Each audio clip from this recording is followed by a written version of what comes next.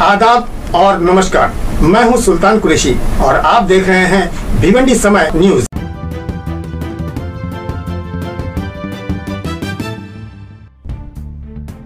आदाब, मैं हूं सुल्तान कुरैशी और आप देख रहे हैं भिवंडी समय न्यूज। इस वक्त जो है हैदराबाद में इलेक्शन चल रहे हैं और हम जो है अपनी पूरी टीम के साथ हैदराबाद में मौजूद है।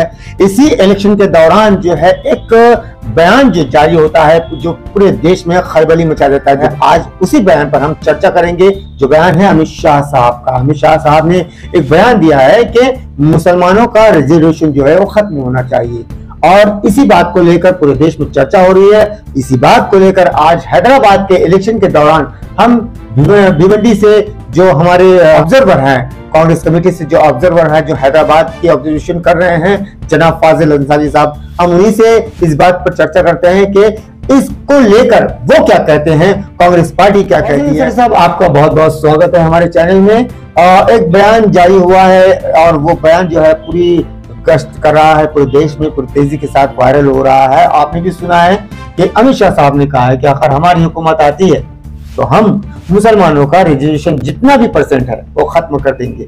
आपका क्या बयान इस पर? देखिए, जहां तक माननीय अमित शाह का इस बयान का पूरे देश में चर्चा है, हम तमाम लोग कहते हैं कि देश के अंदर भारतीय जनता पार्टी एक नकारात्मक राजनीति करती है।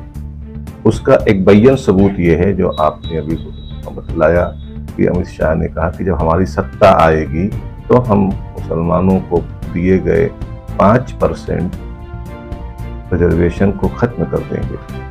बड़ी अफसोस की बात है, इतना बड़ा भारतवर्ष देश हमारा, प्रधान देश हमारा है, आज एक अमित शाह जैसा आदमी ये कह रहा है कि हम 5% आरक्षण खत्म कर देंगे।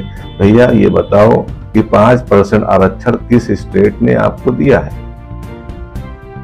मुसलमानों के नाम पर नहीं दिया है। उन्होंने ये कहा है कि ओबीसी बैकवर्ड पिछड़े हुए लोगों को आरक्षण दे रहे हैं जो मुसलमानों के अंदर है। पूरा कमीशन, देश के मुख्तलिफ कमीशनों ने ये बात कही है कि मुसलमानों के अंदर पिछड़ापन है। जब मुसलमानों के अंदर जब पिछड़ापन है तो उसको दूर करने के लिए जिस तरीके से सरकार अपने मुख्तलिफ समाज के लोगों को, मुख्तलिफ जाति लोगों को इस बात को आह्वान करती है कि हम इनको आरक्षण दे रहे हैं और या उनको सब्सिडी दे रहे हैं या मजीद उनको फंड दे रहे हैं, ये उस समाज के उत्थान पे दे रहे हैं। लेकिन हमारे माननीय गृह मंत्री श्री अमित शाह जी कह रहे हैं कि 5%, अरे 5% आरक्षण है ही नहीं मेरे भाई, बताओ ना कहाँ है? क्यों पब्लिक को आप गुमराह कर रहे हो? सिर्फ इलेक्शन के टाइम में ही आपको याद आता है कि 5% आरक्षण खत्म कर देंगे। अरे आपको जब मालूम ही नहीं कि 5% आरक्षण है ही नहीं किसी भी सूबे के अंदर, तो आप खत्म कैसे कर दोगे? इस सिर्फ जज्बाती बातों से लेकर के आप पोलराइजेशन की बात करते हैं। अरे देश की तरक्की की बात करिए। आपका नारा है सबका साथ सबका विकास, कहीं नहीं दिखता, दूर दूर तक नहीं दिखता आपका ये जो आप कहते हैं। मैं ये कहना चाहता हूं कि जनता से, देश के उन इंटेलेक्चुअल लोगों से, ऐसे लोगों से आप होशियार रहें जो इलेक्शन में ये स्टैंड बना करके अपने चुनावी फायदे के लिए एक दो धर्मों के दरमियान बांटने का काम करते हैं। ये उनका आबाई पेशा है। जी बिल्कुल, ये तो इन्होंने साफ कर दिया है कि 5% जो आरक्षण है, जो रिजर्वेशन, वो है ही नहीं।